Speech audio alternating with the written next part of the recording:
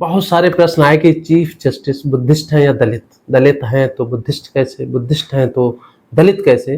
फिर सवाल आरक्षण जाति, धर्म और संविधान तक पहुंच रहे हैं। जाहिर है कि कुछ प्रश्न जिज्ञासावश होंगे और कुछ व्यंग और विरोधवश, लेकिन प्रश्न के उत्तर तथ्यात्मक ढंग से जरूर समझें। दोस्तों, मेरा नाम है डॉक्टर सतवीर सिंह और आप देखना शुरू कर चुके हैं वंचित भारत। दोस्तों, आज मैं बात करने वाला हूं सुप्रीम कोर्ट में घटी घटना के बाद जो एक माहौल तैयार हुआ है उस पर। सबसे पहले धार्मिक व्यवस्था को जाने, जैसे इस्लाम या ईसाई है। भले ही इनके मानने वाले एक ईश्वरीय व्यवस्था पर विश्वास करते हों, लेकिन समाज में असंख्य वर्गीकरण एक वास्तविकता है। इस्लाम में शिया सुन्नी एक स्पष्ट वर्गीकरण है, फिर असंख्य फिरके हैं। यही आलम ईसाइयत का भी है। हिंदुओं में एक तो हिंदू, वैदिक और सनातन जैसे नाम में ही मतभेद है। फिर वर्ण आधारित व्यवस्था में हजारों वर्ग हैं। इसी तर्ज पर जैनों में श्वेतांबर, दिगंबर, सिखों में एक तो उदासी, नामधारी, निहंग इत्यादि। वहीं दूसरी तरफ जट, रविदासिया, मजहबी इत्यादि वर्गीकरण। वैसे ही बौद्धों में भी हीनयान और महायान इत्यादि वर्गीकृत किए जाते हैं। विषय लंबा हो जाएगा, इसलिए सीधे ये समझें कि हिंदू धर्म के अतिरिक्त बाकी कोई भी धर्म अपने शास्त्रों में सामाजिक वर्गीकरण का समर्थन नहीं करता, और इनका आधार भी इसी तर्ज पर पड़ा कि हम एक हैं, लेकिन हकीकत सामने है। खासकर भारत में सामाजिक वर्गीकरण सभी के अंदर विद्यमान है, चाहे वो कोई भी धर्म हो। जब बाबा साहब डॉक्टर भीमराव अंबेडकर जी ने बौद्ध धर्म अपनाया तो वे जानते थे कि एक तो आरक्षण और संविधान के अधिकार तथा संघर्ष, और दूसरा सामाजिक मुक्ति, इसे किस तरह से व्यवस्थित किया जाए। इसीलिए उन्होंने बौद्ध के हीनयान शाखा को अपनाया जरूर था, लेकिन उसे नवयान अथवा नव बौद्ध का नाम दिया। नवयान एक नई विचारधारा है जो बुद्ध से जरूर जुड़ी है, लेकिन कबीर के उस दोहे को चरितार्थ करते हुए कि गुरु गोविंद दो खड़े काके लागू पाए, बलिहारी गुरु आपने गोविंदियो बताए। अर्थात हम बुद्ध को जरूर मानते हैं, लेकिन ये रास्ता बाबा साहब आपने बताया। इसीलिए नवयान में बुद्ध और बाबा साहब साथ साथ नजर आते हैं। एक बार बार बात उठती है कि बुद्ध जी की मूर्ति के साथ बाबा साहब की मूर्ति क्यों है, वो इस बात से स्पष्ट होती है। अब तथ्यात्मक बात यह है कि संविधान के अनुच्छेद 341(1) में व्यवस्था है कि कोई भी भारतीय नागरिक अपने वंश, मूल पहचान इत्यादि के कारण मानकों के अनुरूप पाए जाते हैं तो उन्हें राष्ट्रपति द्वारा वहां राज्यपाल से विमर्श कर अनुसूचित जाति में सम्मिलित किया जा सकता है। हालांकि इसकी पूरी कानूनी प्रक्रिया भी होती है।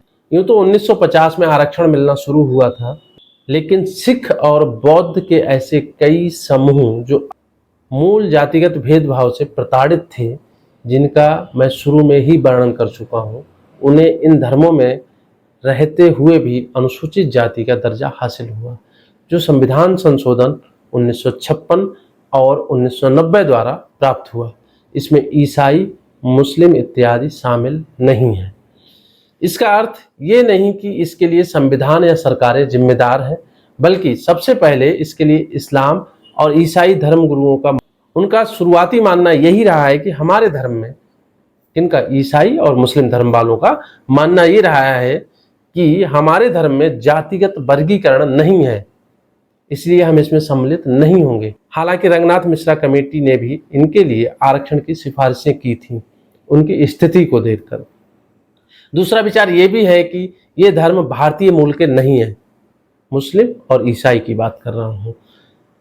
इसीलिए इन्हें लाभ देने के लिए सभी कतराते रहे, क्योंकि हिंदू, बौद्ध, सिख, जैन, लिंगायत इत्यादि भारतीय मूल के धर्म हैं। इसलिए कई कानून, जिसमें हिंदू कोड बिल भी शामिल है, इनमें समान रूप से लागू होता है, इन सभी धर्मों में लागू होता है, जबकि अन्य में अपने सशर्त पर्सनल लॉ बोर्ड बने हुए हैं।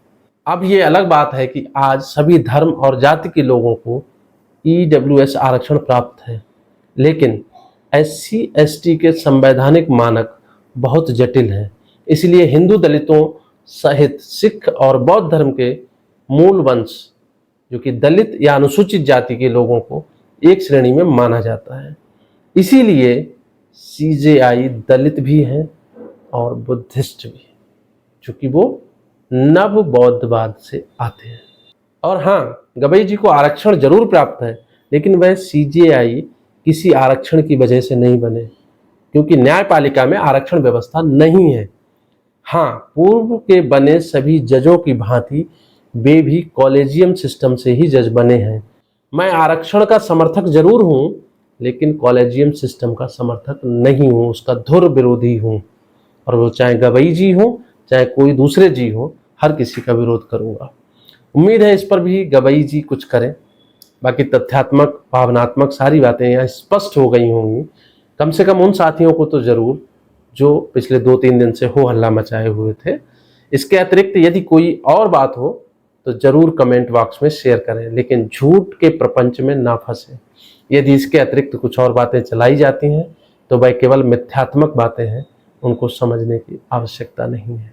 दोस्तों, ये वीडियो आज की सिर्फ एक छोटी सी जानकारी के लिए थी।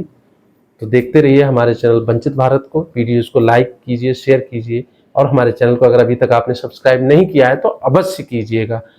बहुत जल्द मिलते हैं एक नई वीडियो के साथ। तब तक के लिए जय किसान, जय विज्ञान, जय संविधान।